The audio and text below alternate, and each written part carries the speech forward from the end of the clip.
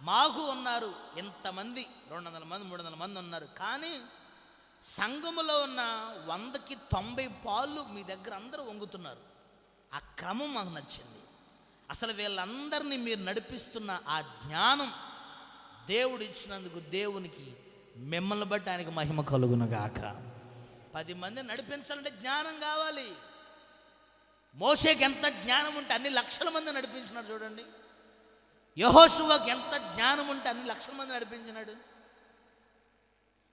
దేవుని జ్ఞానము చాలా ప్రశస్తమైనది. ఎక్కడికి వెళ్ళినా ఏం చేసినా మనము ఏ లిమిట్స్లో ఉండాలో ఆ లిమిట్స్లో ఉండేటట్లు చేసేది దేవుని జ్ఞానం.